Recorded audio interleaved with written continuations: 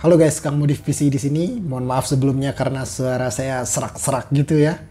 Karena lagi kurang enak badan. Wah. Nah, dari dulu ada suatu hal yang membuat saya penasaran gitu soal pendinginan, terutama pendinginan prosesor. Apakah bisa gitu ya Peltier digunakan sebagai pendingin prosesor? Nah, inilah dia guys, Peltier 12 volt 6 ampere. Jadi Peltier ini adalah bukan namanya sebenarnya, tapi reaksi yang dihasilkan oleh benda ini. Jadi ini menggunakan listrik 12 volt DC, yang mana setelah dialiri listrik, maka bagian yang ada tulisannya ini akan menghasilkan dingin guys. Pendinginannya sendiri ini luar biasa guys, bisa minus derajat Celcius ya, bisa membekukan air, bahkan bisa menciptakan bunga es. Tapi panas yang dihasilkan juga lumayan besar dari sisi sebelah sini guys. Maka di bagian yang panas ini harus diberi heatsink untuk menyerap panasnya supaya kerja pendinginan lebih optimal dan Peltier tidak rusak. Lalu apakah semudah itu saja mendinginkan prosesor dengan Peltier ini? Sebenarnya tidak guys. Ada dua hal yang harus kita perhatikan setidaknya ya jika menggunakan Peltier ini sebagai pendingin prosesor. Yang pertama itu soal kemampuan Peltier itu sendiri ya. Normalnya ini digunakan untuk mendinginkan benda yang sudah dingin guys. Atau yang hangat-hangat dikit nggak apa-apa lah ya. Misalnya untuk mendinginkan air, membuat minuman yang sejuk ya, dispenser mini gitu. Atau untuk membuat AC mini. Itu kan nggak terlalu panas ya yang didinginkannya. Sementara di sini kita akan mendinginkan prosesor guys. Yang mana itu bisa cukup panas ya jika bekerja 100% full load. Kemungkinan jika ini digunakan untuk mendinginkan benda yang panas, umurnya tidak akan panjang guys, atau bakalan cepat rusak ya. Saya nggak tahu juga sih, apakah dengan nanti membuat heatsink untuk panas, bagian panas akan membuat dia lebih long life. Saya kurang tahu juga guys, tapi kira-kira gitu ya. Sama halnya dengan kulkas. Kulkas itu kan nggak bisa atau nggak baik ya jika kita masukkan air panas atau makanan panas ke dalamnya. Begitu juga dengan Peltier ini ya. Nah, yang kedua itu soal daya. Ini kan 12 volt 5 ampere ya. Secara hitungan rumus daya sama dengan tegangan dikali arus, maka ini sudah memakan daya 60 watt guys dalam pengoperasiannya. 60 watt ya. Jadi, gunakanlah power supply yang mumpuni gitu ya. Misalkan di sini ada power supply yang cukup kaleng. Ini 12 voltnya hanya 10 ampere saja guys. Jadi setengahnya udah terpakai untuk ini ya. Bagaimana dengan komponen lain gitu. Kan bahaya gitu ya. Jadi gunakanlah power supply yang tampan dan perkasa gitu ya.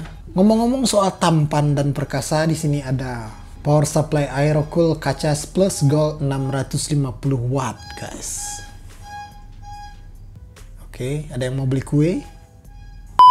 Ini pertama kalinya saya menyentuh power supply Gold Certified guys, luar biasa. Terima kasih untuk Aerocool atas supportnya ya. Nah, power supply ini sendiri speknya bukan main ya. Ini sudah dibekali Japanese kapasitor, dimana itu merupakan kapasitor yang nomor satu atau yang terbaik lah ya untuk power supply maupun elektronik lainnya. Power supply ini output maksimalnya adalah 650 watt. Dan 12 voltnya kita bisa lihat di sini 54 ampere single rail guys. Luar biasa ya 54 ampere gitu. Ya sesuai lah dengan hitung-hitungan kasarnya gitu ya. 12 kali 54 kan itu 648 watt ya. Untuk kabel-kabelnya sendiri ini sudah kabel hitam semua. 20 plus 4 pin, kemudian 12 volt 4 tambah 4 pinnya atau untuk prosesor ya, untuk di motherboard itu sudah ada dua guys. Jadi jika motherboardnya menggunakan 2 kali 8 pin, ini sudah memenuhi ya. Kemudian PCIe powernya juga 2 kali 6 ditambah 2 pin. Lalu untuk SATA power ada 6 buah guys, luar biasa ya. Dan terakhir untuk Molex ada 3. Aerocool Kachas 650 watt gold ini efisiensinya mencapai 92% guys. Jadi penggunaan dayanya itu lebih efisien dan lebih hemat ya. Untuk 650 watt gold sendiri menurut saya ini bisa maksimal sampai prosesor dengan TDP 125 watt ditambah RTX 3070 guys. RTX 3070 ya.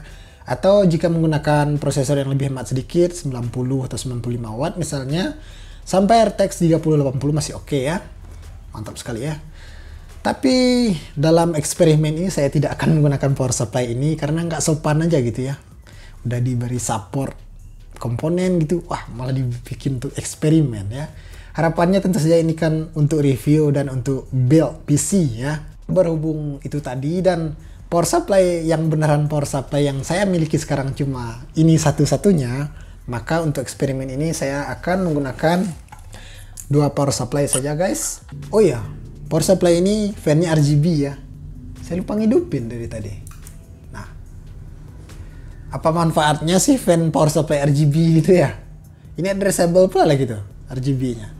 Nah ini kan pemasangan sopannya di casing kan, itu fan-nya di bagian bawah ya. Jadi nanti di bawah casing itu bakalan ada efek-efek cahaya lampu gitu ya, RGB. Jadi kesannya gitu, casingnya mewah gitu guys. Itu salah satu manfaat. Itu salah satu manfaat dari segi estetika untuk power supply menggunakan RGB ya. Oke, lanjut ke eksperimen kita tadi. Yang saya gunakan untuk pengetesan bukan prosesor sembarangan guys, Legendary Core 2 Quad Q8400, yang mana ini terkenal lumayan hot ya. Ini cocok sekali kita jadikan sebagai bahan uji coba seberapa ampuh sih Peltier itu untuk mendinginkan prosesor. Dan untuk heatsinknya sendiri, rencananya saya menggunakan Deepcool SH Mini FS versi 2.0 ini ya. Tapi rasa-rasanya kurang aja gitu ya untuk menyerap panas yang dihasilkan oleh sisi panasnya Peltier tadi. Maka dari itu saya putuskan saja untuk menggunakan heatsink yang lebih besar untuk menyerap panasnya ya. Ini adalah PC Cooler GI X4S. Nah, sekarang mari kita mulai eksperimennya guys. Oke guys, sekarang saya akan tunjukkan bagaimana mekanisme pemasangan Peltier ini ke sistem. Yang pertama kita membutuhkan Molex dari suatu fan untuk disambung ke kabel Peltier.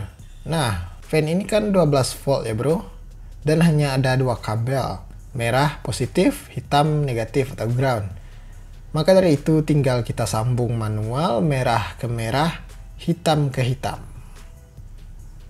Sekarang Peltier ini akan dites sekejap untuk melihat berfungsi atau tidak. Nyalakan power supply 3-5 detik dengan sisi panas yang sudah menempel ke heatsink. Nah ini udah terasa dingin ya guys. Cepat sekali reaksinya. Sebelum pemasangan Peltier ke sistem untuk diuji, tentunya di sini sudah saya siapkan pembanding. Tidak lain tidak bukan adalah fan bawaan Intel pastinya. Kemudian, pasta yang digunakan dalam eksperimen ini adalah pasta Kerihore suntik gajah ini bro. Oh ya, ini adalah fan tanpa tembaga ya. Jadi diperkirakan cukup panas nanti suhunya. Inilah gambaran hasil CPU stress menggunakan Intel burn test sebanyak 5 kali run atau 5 step, level high, suhu minimal dengan fan Intel di 42 derajat Celcius dan maksimal setelah 5 kali run adalah 85 derajat Celcius. Suhu ruangan saat tes adalah 27 derajat Celcius guys. Oh ya, software untuk memantau suhu di sini adalah CoreTemp dan MSI Afterburner. Lanjut ke pemasangan Peltier. Saya tambahkan lagi thermal paste. Pastikan bagian Peltier yang ada tulisan menempel ke prosesor.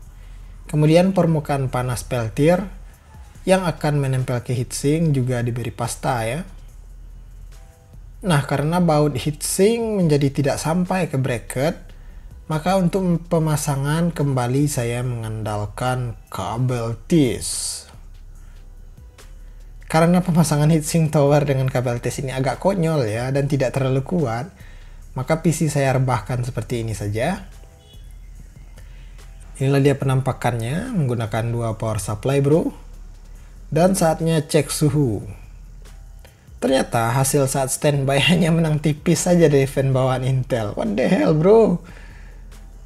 Tapi hebat juga sih bisa stabil rata di 37 derajat Celcius. Dan kemudian terjadilah kejutan. Dimana kabel sambungan dari fan ke Peltier berasap bro. Hingga meleleh. Apakah power supply akan meleduk kembang api? Tidak bro. Ini hanya masalah kabel ya. Karena kabel fan yang kita sambung tadi tidak kuat menahan arus hingga 6 ampere ya. Makanya meleleh. Ya terpaksa kerja lagi bro. Akhirnya saya langsung sambungkan saja kabel peltir tadi ke kabel 12 volt power supply.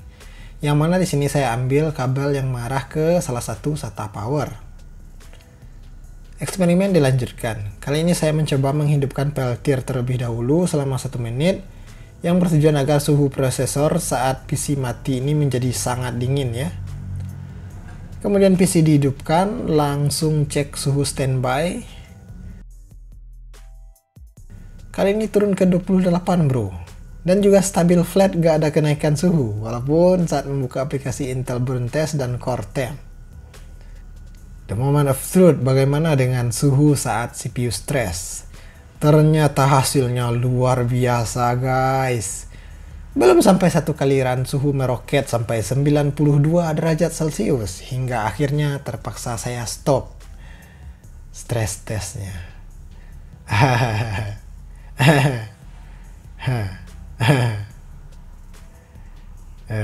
Ketawa gak ikhlas ya. Ternyata memang tidak cocok peltot ini ditempel langsung ke prosesor ya.